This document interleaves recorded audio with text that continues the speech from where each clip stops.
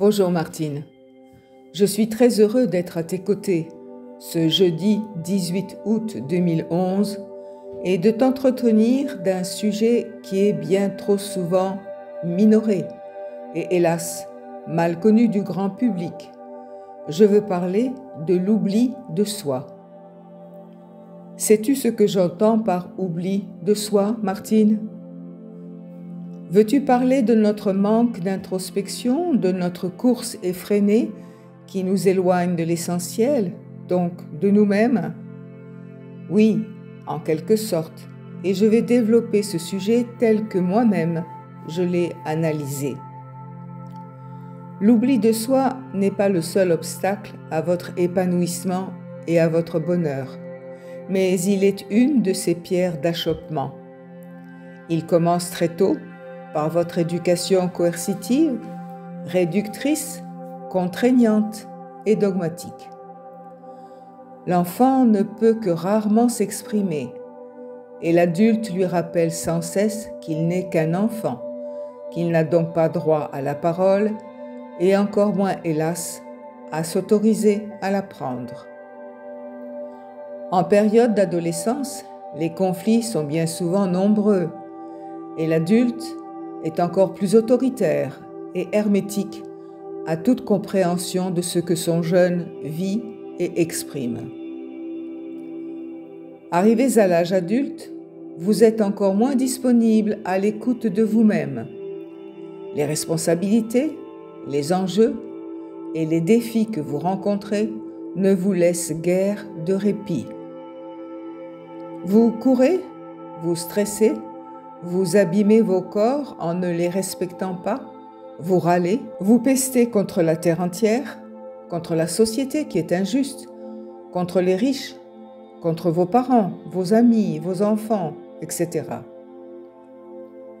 Vous êtes bien dans le moule, dans le troupeau, et vous ne savez plus comment vous en sortir. Quand, et seulement quand, un éclair, et je dis bien un éclair, vous fait vous dire « Mais je ne vis plus, je ne me reconnais plus, ce n'est pas la vie que je veux vivre, je n'ai plus le temps de rien, je suis fatigué, j'en ai ma claque, tout m'insupporte, et je dis stop. » Oui, vous dites stop, mais à quoi dites-vous stop? Et que pouvez-vous faire? Et qu'allez-vous décider de faire? Je vous laisse répondre vous-même à ces 3 questions maintenant que je vous les ai posées. Et je vais me permettre, si vous le voulez bien, de vous donner quelques astuces que j'ai moi-même expérimentées lors de mes incarnations sur votre belle planète bleue et sur d'autres planètes de la galaxie bien différentes de la vôtre. Voyons. Vous comprenez bien qu'à courir ainsi, vous vous épuisez. Donc cessez de courir, ou si cela vous est impossible, courez moins, beaucoup moins. Vous me direz comment moins courir pour ensuite ne plus courir du tout? Moins courir, cela me semble très facile.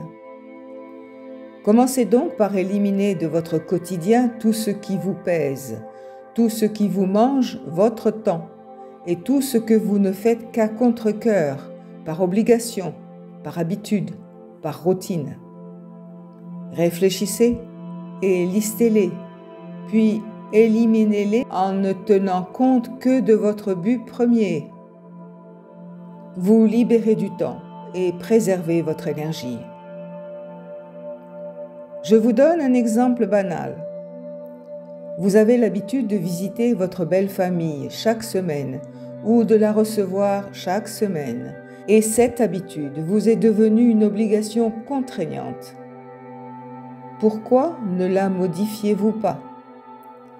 Une rencontre bimensuelle, voire mensuelle, vous soulagerait et vous pourriez même vous retrouver être alors avec des dispositions d'esprit bien différentes. Je vous donne un autre exemple, toujours pris de votre quotidien. Vos enfants ont beaucoup de copains et de copines. Vous les recevez avec plaisir. Ils envahissent la maison ou l'appartement tout d'un coup devenu trop exigu et vous leur préparez des crêpes, des gâteaux, les boissons qu'ils aiment. Une fois leur petite fête terminée, vous rangez, vous nettoyez, vous vous asseyez enfin, la tête et les pieds un peu lourds. Ce scénario va se reproduire tant que vous n'y mettrez pas un terme. Enfin, un dernier exemple tout aussi banal et peut-être plus spécifiquement masculin. Vous avez pris pour habitude de fréquenter un établissement de jeu et vous en êtes devenu addict. Vous vous en apercevez, mais c'est plus fort que vous. Vos proches vous en font le reproche. Votre petit ami se plaint de vos absences fréquentes et de vos rentrées tardives. Vous ne réagissez pas. Le pli est pris, comme vous dites. À terme, vous délaissez tout ce qui vous plaisait et tout ce qui faisait votre bonheur, et je vous laisse imaginer la suite. Si vous aviez pris un peu de recul dès le début de votre attirance pour les tables de jeu et pour les machines à sous, peut-être auriez-vous pu vous éloigner d'elles. Cela ne vous aurait pas coûté un grand effort, juste un peu de réflexion et de volonté. Mais revenons à notre sujet qui est, je vous le rappelle, l'oubli de soi.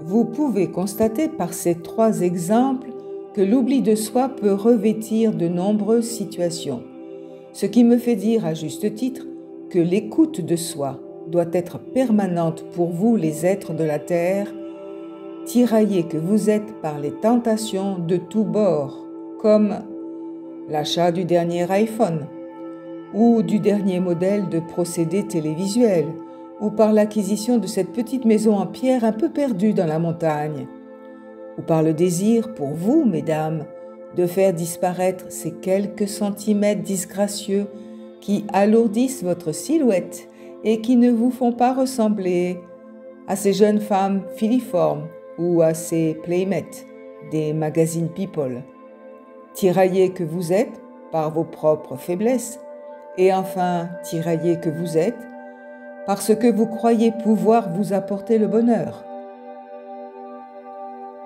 Soyons un peu réfléchis, si vous le voulez bien. À quoi cela vous sert-il de vouloir ressembler à la dernière égérie à la mode? De vouloir posséder le même iPhone que votre collègue, tout fier de vous l'exhiber à peine arrivé au bureau? À quoi cela vous sert-il de programmer votre seule et unique semaine de congé, durement acquise, dans le dernier coin du monde devenu la destination incontournable des gens bien, des gens de la haute?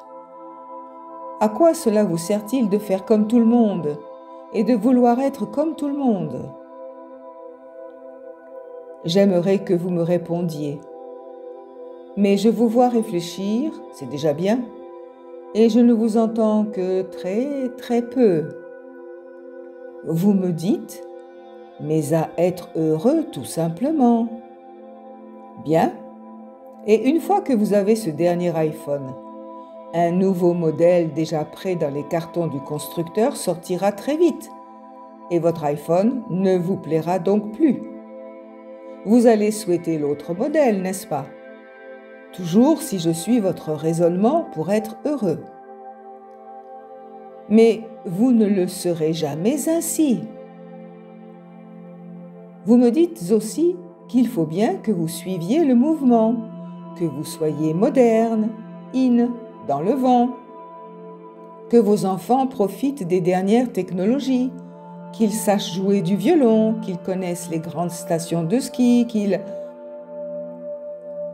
Voilà que vous prenez maintenant vos enfants comme prétexte pour accréditer votre position, qui est celle d'être comme tout le monde, d'essayer de faire et même de penser comme tout le monde. Vous êtes donc devenu tout le monde, et vous entraînez même vos propres enfants à le devenir, n'est-ce pas? Ensemble, réfléchissons un peu plus et permettez-moi de vous dire que vous n'êtes pas tout le monde, vous êtes vous, et ce vous est unique. Il est vous, et il n'existe que si vous restez vous, que si vous vous affirmez en tant que vous. Ce qui ne veut pas dire que vous n'allez pas devoir, dans certaines circonstances, faire comme tout le monde. Vous levez le matin, vous préparez, déjeuner, partir au boulot, etc. Mais vous le ferez avec un autre état d'esprit, un autre regard sur votre société, sur ses excès, ses abus, comme sur ses bons côtés, car elle en a aussi. Avec intelligence, vous ne prendrez de ce qu'elle vous propose que ce qui vous semblera utile, compte tenu de qui vous êtes, et vous gagnerez alors en liberté, en individualité, en respect de qui vous êtes, donc en estime de vous, en étant réellement et consciemment un individu unique. En apparence, vous serez donc dans la masse, sans tout accepter, ni même sans toujours adopter tout de ses comportements, de ses incitations et de ses tentations. Nous parlions tout à l'heure du bonheur, n'est-ce pas? Oui, me dites-vous. Bien, je vais vous donner ma définition du bonheur, mais bien d'autres vous ont été données par de nombreux penseurs que je vous encourage à consulter. Mais avant de vous donner ma propre définition du bonheur, je vous demande de formuler la vôtre en vous posant les questions suivantes.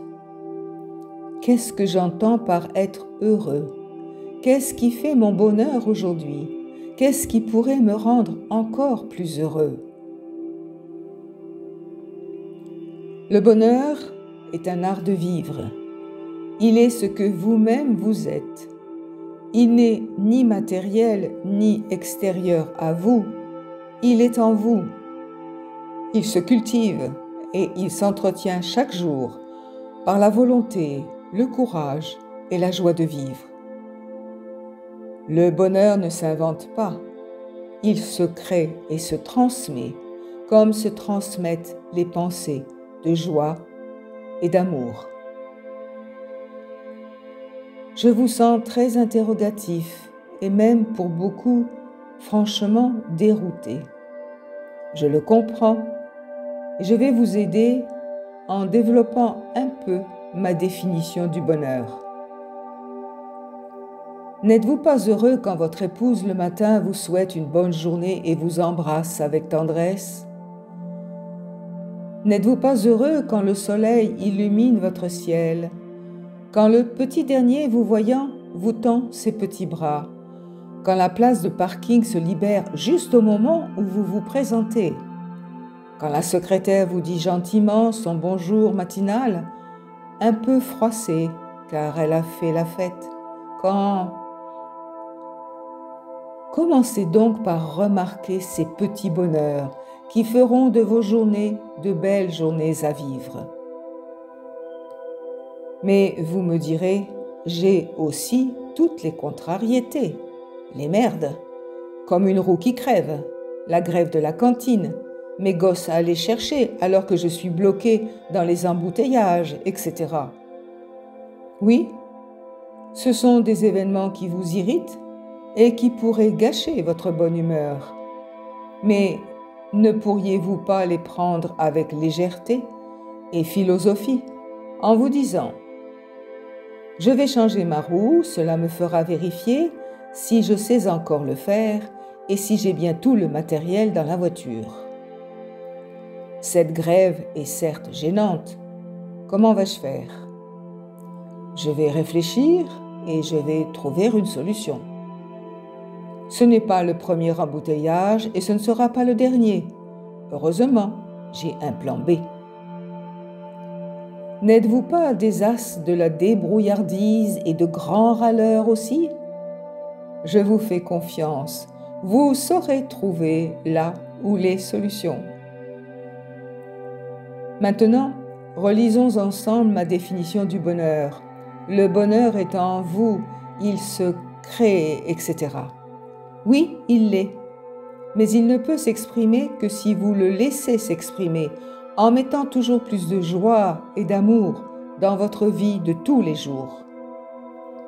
Vous verrez que c'est en fait très facile et que vous en prendrez vite l'habitude et que petit à petit vous saurez écarter de votre quotidien ce qui vous pesait, ce qui était en fait bien inutile, et vous le ferez d'autant plus facilement que vous saurez par quoi le remplacer.